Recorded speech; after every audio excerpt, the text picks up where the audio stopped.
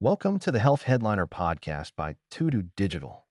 Our content is informational only and not medical advice. Please consult your provider. Now, let's dive into today's headlines. If you have ever been through the world of assisted reproductive technology, specifically in vitro fertilization, it's just a grueling journey. Oh, absolutely. It's built on these intense cycles of fierce hope and then, so often, deep heartbreak. You spend months, sometimes years, tracking everything, doing injections, just waiting and investing so much. And you get what looks like a perfect grade A embryo. The transfer goes smoothly. And then, for what seems like no reason at all, the pregnancy just fails to take hold. It's a barrier that so many people face, and it's known as recurrent implantation failure. It is, arguably the most frustrating challenge that's still left in IVF today. We've become incredibly skilled at creating healthy embryos outside the body. Right. But when that embryo is placed back into the uterus, it has to complete this single, most critical, yet least understood step: implantation. And that happens in such a narrow window, right? A very narrow 5 to 7 day window. And if that embryo, the blastocyst, fails to properly settle in and attach to the uterine lining, the entire cycle is just lost. And this is where science really runs into a massive roadblock, because this whole process is essentially a biological black box. It is. You can't, ethically or practically, just go peering inside a living human uterus during those crucial days to watch what's happening and see exactly why it failed. So it's been a kind of educated guessing game for decades. It has. And that lack of visibility is why the source material we are diving into today is so transformative. A team of scientists from the Chinese Academy of Sciences has engineered a way to shine a floodlight directly into that black box. And how did they do that? Their work, which was published in the journal Cell, details the creation of something truly revolutionary: a fully functional, three-dimensional miniature womb housed entirely on a chip. A miniature womb on a chip. So, our mission for this deep dive is to unpack this incredible technological achievement. We're going to look at the meticulous engineering behind it, how they built it to mimic human physiology. And then we'll follow the narrative of their study. We'll examine how they prove the chip can accurately model human infertility, right down to the specific molecular failures, and I think, most importantly, how this technology is offering a really groundbreaking path toward personalized drug treatment for women who, until now, have often been told there are no more options. And, this is so much more than just a model. It's an active platform.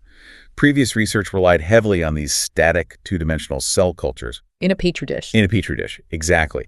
And those failed to capture the critical three-dimensional structure and the cellular complexity of the uterine lining, which is called the endometrium. And they can't replicate the flow, right? The hormones and nutrients. That's the other key. Yeah. Those models couldn't replicate the dynamic, pulsing hormonal and nutrient flow that drives the body's preparation for pregnancy. This new 3D dynamic environment is the technological leap that allows for true functional disease modeling. Okay, so let's start with the problem itself. I think understanding the complexity of recurrent implantation failure, or RIF, really highlights the ingenuity of this solution. So tell us more about the science of implantation and where that process often breaks down. Certainly. So RIF is generally defined in the clinic as having 3 or more failed IVF embryo transfers, even when the embryos themselves were of good quality. So it's often a failure not of the seed, but of the soil. That's a perfect way to put it. The key player here is the endometrium, the inner lining of the uterus.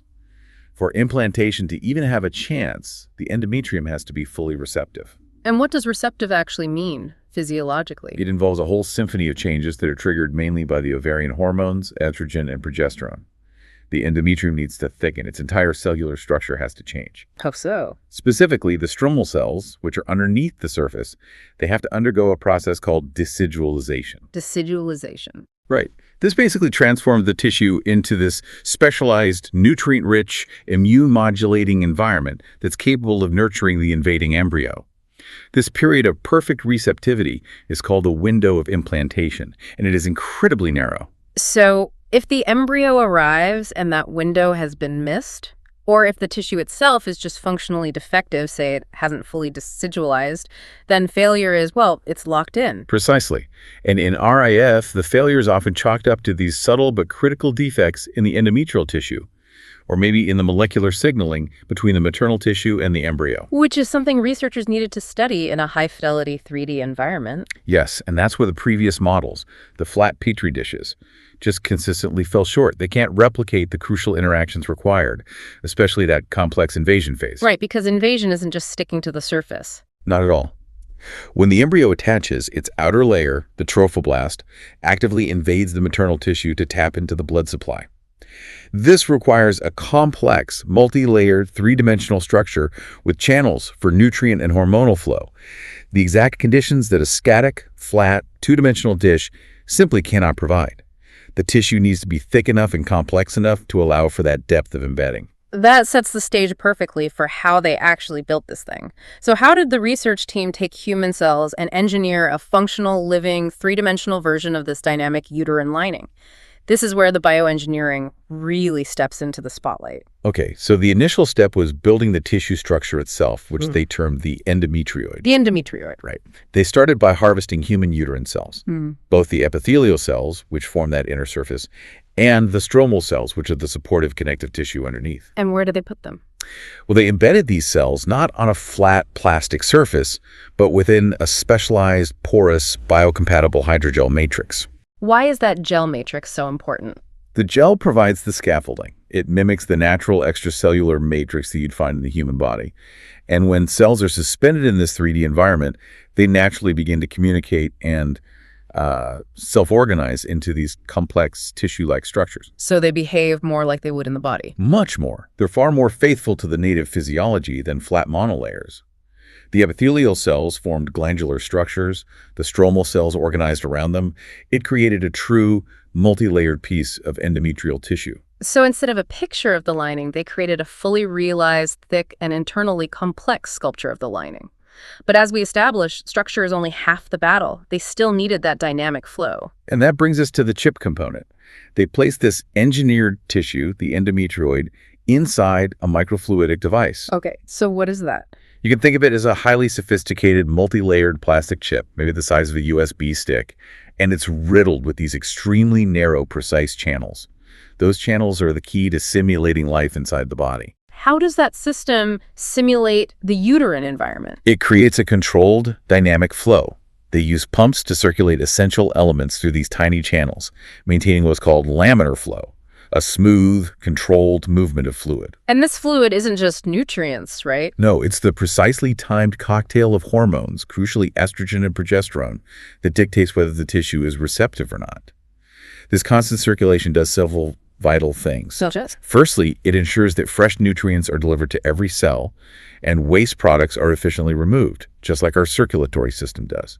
Secondly, and this is critical, by carefully timing the hormone concentration in the medium, the researchers could induce decidualization, that necessary transformation, at the exact time needed to mimic the human implantation window. And they could confirm it worked. They did. They successfully confirmed that the tissue displayed the molecular markers of receptivity only when that hormonal timing was correct. That dynamic hormonal treatment is something previous models just couldn't sustain realistically. It's the difference between looking at a photograph of a flower and watching a time-lapse video of it blooming. That is an excellent analogy. Yeah. And once they had the environment stable and receptive, they had to prove the model could handle the most complex biological event of all, implantation. And they tested this using stem cell-derived structures, is that right? Yes. The validation process was very methodical. To test the model on a large scale, they first used structures called blastoids. Blastoids. These are structures derived from stem cells that are excellent, ethically accessible mimics of natural blastocysts, the 5 to 7 day old embryos that actually implant. By watching how these blastoids interacted with the endometrioids on the chip, they could track the entire cascade of implantation steps. And what were the specific stages they observed that confirmed this model was truly functional? They confirmed all three major phases. The first is apposition, which is where the blastoid correctly aligns itself close to the surface of the endometrial tissue. The second is attachment. That's the initial sticking phase, where molecular bonds are formed between the embryo cells and the lining cells. But the most revealing was the third stage, invasion. Right. Tell us more about the invasion stage, because that really is the defining characteristic of a successful pregnancy. Invasion is aggressive, and it absolutely requires that 3D structure.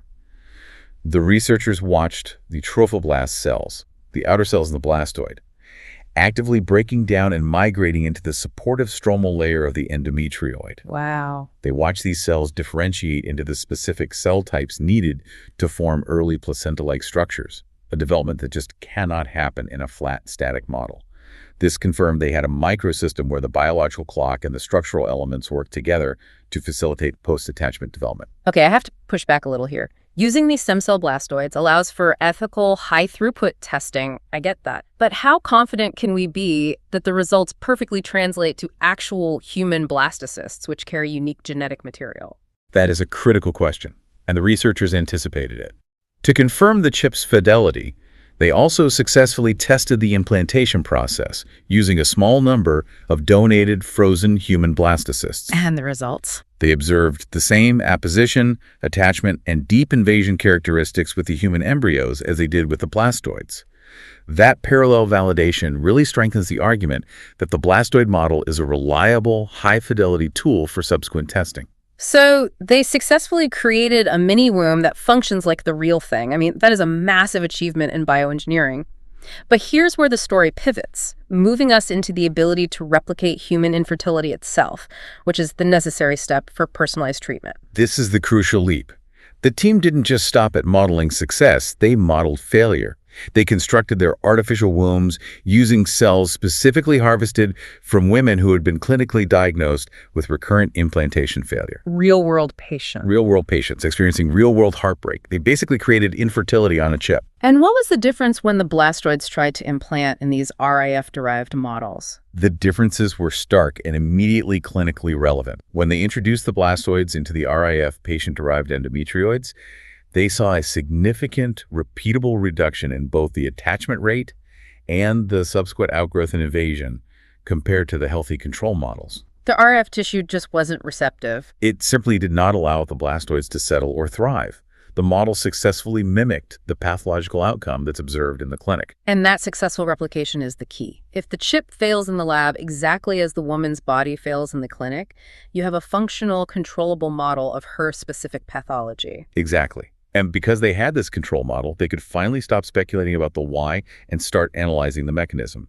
They performed extremely detailed molecular profiling, specifically single-cell ribonucleic acid sequencing, on the RIF endometrioids. And what does that technique do? It allowed them to look at the gene expression profile of every single cell within the tissue, identifying the minute functional differences that were underlying the failure. Okay, let's slow down and unpack those molecular differences. Yeah. What were the key cellular signatures of RIF that the single-cell sequencing revealed? Well, they found differences at the most fundamental level of tissue health. Specifically, it pointed to two immediate failures in cellular maintenance. The first was a significant reduction in cell proliferation. What does reduced proliferation mean for the lining? It means the cells weren't dividing, growing, or regenerating efficiently. They measured this by looking at low levels of a cellular marker called Ki-67. Ki-67. You can think of it as the engine light for cell division. If that light is dim, the tissue isn't actively preparing or rebuilding itself robustly enough to support a growing blastocyst.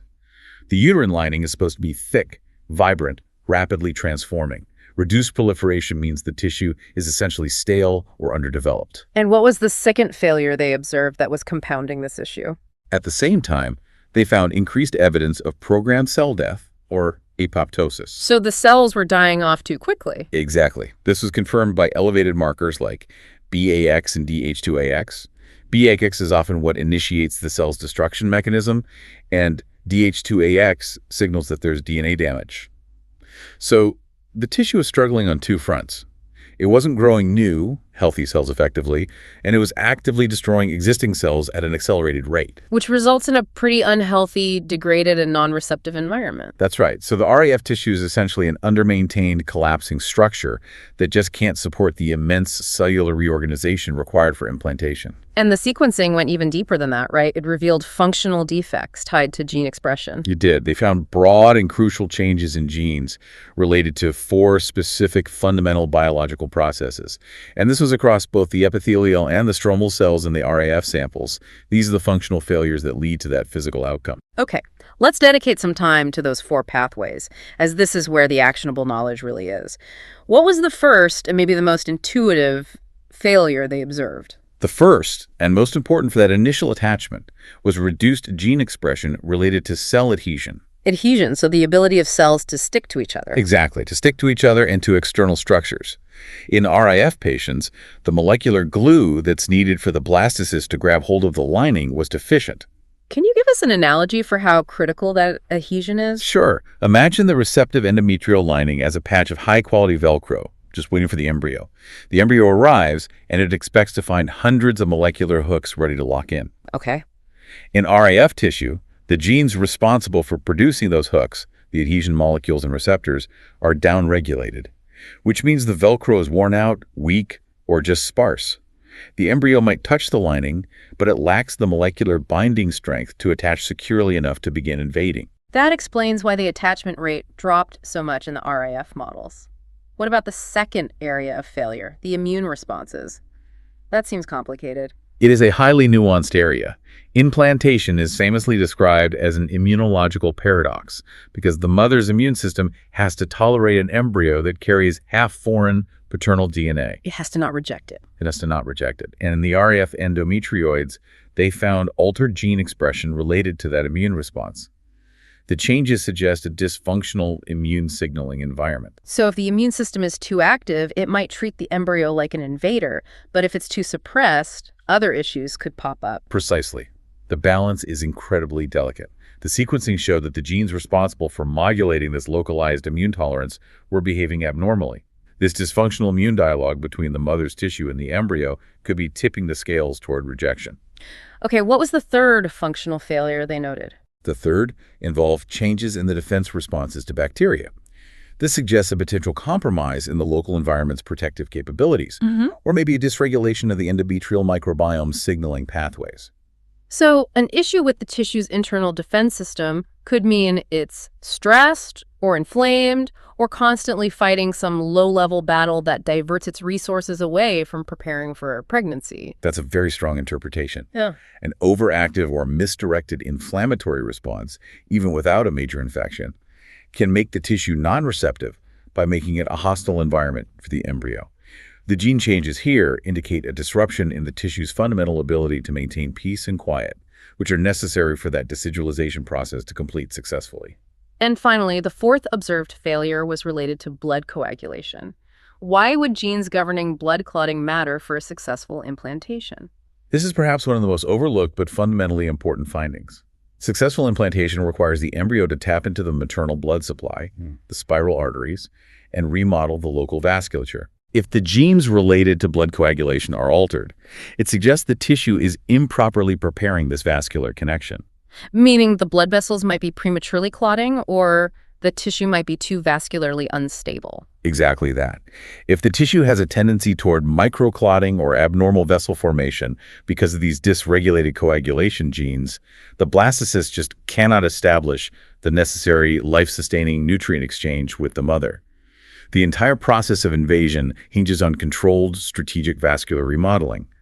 If that coagulation cascade is out of balance, the foundation of the placenta fails to form correctly. That detailed, four-pronged analysis of the RF model gives us insights that were completely unattainable before. It moves us past simply knowing that implantation failed, to knowing which molecular pathways are failing in an individual woman. And that level of precision immediately opens the door to personalized drug discovery and treatment. And this is where the platform moves from being a research tool to a clinical powerhouse. Because they successfully replicated the RAF pathology on a tiny chip, they could turn the system into a robust screening device. How did they manage to screen over 1,000 drug candidates so efficiently? The microfluidic chip design is what enables high-throughput screening. Because the wombs are minuscule, they require very small amounts of drug compound and very little patient material. They set up the system to simultaneously test hundreds of different drugs against the RAF-derived endometrioids. And the goal was simple: find something that works. The goal was to find existing FDA-approved compounds that could reverse that pathological phenotype, so compounds that could significantly improve the attachment and outgrowth rates in the failed RAF tissue. And screening existing drugs is brilliant because if they find a positive candidate, the regulatory path to getting it to patients is radically shortened compared to developing a completely new compound. That is the immense clinical efficiency of this approach. They were looking for drug repurposing opportunities that are tailored to specific cellular failures, and the screen was successful. It identified several compounds that demonstrated significant therapeutic potential. What were some of the most fascinating or unexpected compounds that enhanced implantation rates in these RIF tissues? Two examples that really stood out were avobenzone and vasopressin. They confirmed that treating the RIF endometrioids with these compounds resulted in markedly improved attachment and outgrowth rates compared to the untreated RIF controls. Okay, let's look at those two examples because they seem completely unrelated to fertility at first glance. Avobenzone is a common ingredient in sunscreens. A UV filter, yes. And vasopressin is an antidiuretic hormone, often used to regulate fluid balance and blood pressure. How could a sunscreen component and a kidney hormone possibly fix defects in uterine tissue? This is where we connect the drug candidate back to those specific molecular failures we just talked about. While the study itself provides the proof of concept for the screening, the underlying mechanism is likely tied to cellular signaling pathways that these compounds inadvertently influence. Okay, so start with avobenzone. What's the hypothesized link there? Avobenzone is a highly lipophilic compound, so it interacts easily with cell membranes. One hypothesis is that its action might be related to stabilizing cell membrane structure or directly influencing the activity of certain surface receptors involved in cell-to-cell adhesion. And RAF tissue had reduced adhesion genes. Exactly. So if avobenzone can stabilize the existing adhesion molecules or subtly alter the cellular environment to make attachment easier, it could counteract that specific RAF phenotype. It wouldn't be acting as a UV filter here, but rather as a modulator of cellular surface integrity. That's fascinating. Repurposing a physical stabilizer for a molecular problem? What about vasopressin? A hormone that regulates water seems even further afield from implantation failure. Well, vasopressin and its receptors are known to have roles beyond just water balance. They are powerful vasoconstrictors and can modulate blood flow dynamics. If we recall that fourth failure mechanism-altered blood coagulation genes, vasopressin's presence might be modulating the microvascular environment on the chip. So it might be adjusting the flow or the vascular preparation in the tissue, making it more favorable for the invading blastocyst? Precisely. It could be counteracting the dysfunctional coagulation signals or ensuring that the necessary vascular changes associated with decidualization proceed more smoothly. Alternatively, vasopressin receptors are also present in the uterus and can influence cell signaling. Its localized action on the endometrial cells could be driving a more complete and healthy decidualization, which would indirectly improve receptivity. Counteracting the low proliferation and high cell death they saw in RAF. That's the idea. The fact that these drugs, which are already known to be safe in humans for other purposes, showed success on the RIF chip is the true game changer. It means they've identified therapeutic candidates that specifically counteract the documented cellular dysfunctions. And this is why the lead author, Lekyuan Yu, emphasized that the model is a powerful tool for personalized drug discovery. The promise isn't just a new drug, it's a custom drug recommendation. It is. Let's focus on that vision for personalized treatment. We started with the emotional devastation of RAF. Now, imagine a woman struggling with 3 or 4 failed transfers.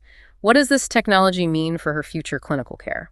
It represents a shift from generalized treatment protocols, the medical equivalent of throwing darts in the dark, to targeted, data-driven planning. Instead of cycling through expensive treatments that might not address her specific molecular pathology, a small biopsy of her endometrial cells could be taken. And from that biopsy, they'd build a customized chip model of her own tissue. Exactly. That chip would replicate her unique pathology. Is her RIF driven primarily by adhesion defects, or is it a severe apoptosis problem? Her custom chip is then screened against a targeted library of compounds, identifying which single drug or combination works perfectly to heal her tissue in vitro. This is the ultimate goal of personalized medicine. Testing the cure on the model before ever testing it on the patient's body, preventing further emotional and physical trauma. It completely accelerates the clinical investigation. For a condition as variable and complex as RIF, where the root cause differs from patient to patient, a personalized functional model is invaluable. It reduces the need for trial and error and offers a clear, evidence-based roadmap for treatment. Moving on, let's look at the broader implications. This technology is a massive success for RAF patients, but what does the miniature womb on a chip contribute to science as a whole? I think it's a phenomenal demonstration of the maturity of organ-on-a-chip technology, proving that you can reliably model a dynamic, hormone-sensitive, complex interaction like human implantation, including the aggressive invasion stage, validates the use of these platforms across nearly every field of human biology. It provides a sophisticated, human-relevant testing platform without relying on animal models, which often fail to replicate human reproductive biology accurately. Absolutely. And beyond just replacing or reducing animal testing, the deep scientific value is in mechanism elucidation. The model doesn't just show that implantation fails. Through the single-cell analysis, it provides a physical location and a dynamic timeline to pinpoint why the molecular machinery breaks down. So researchers can now use this platform to introduce different factors, environmental toxins, other medications, varying hormone levels, and precisely watch the molecular effects on the implantation process, building a comprehensive library of RAF causes. That's the goal. The model becomes a modular research library. And clinically, as we stressed, the immediate potential is accelerating the identification of new drug targets or repurposing existing drugs. Identifying a compound like avobenzone or vasopressin moves us years ahead in therapeutic development because those compounds already have extensive safety data. This research is incredibly hopeful, but we have to maintain a balanced perspective. It is still a cutting-edge research platform, and we do need to adjust the limitations. What are the shortcomings the researchers themselves pointed out? Yes, it's crucial to remember that this model, as sophisticated as it is not a complete living human uterus. The authors were careful to list several key elements that are currently missing, which limit its ability to fully capture all facets of RAF. What's the first major structural component that the chip lacks? The current model only features the endometrium, the lining. It lacks the surrounding thick layer of muscular tissue, which is called the myometrium. And the myometrium provides structural support and is responsible for uterine contractions. Does the lack of it impact implantation? It potentially does. Uterine contractions are known to play a role in either embryo retention or expulsion. Furthermore, the myometrium provides a physical boundary and a complex signaling environment. Without it, the model can't fully simulate the biomechanical forces or the complete signaling crosstalk in a pregnant uterus. It models the soil, but not the pot that holds the soil. And what about the functional, circulatory, and immunological limitations? This is perhaps a more significant hurdle. While the system uses microfluidics to circulate hormones and nutrients, it lacks a complete functional vascular system, meaning real blood vessels. It also lacks the full complement of immune cells that are present in the natural human uterus. We discussed that implantation is an immunological feat.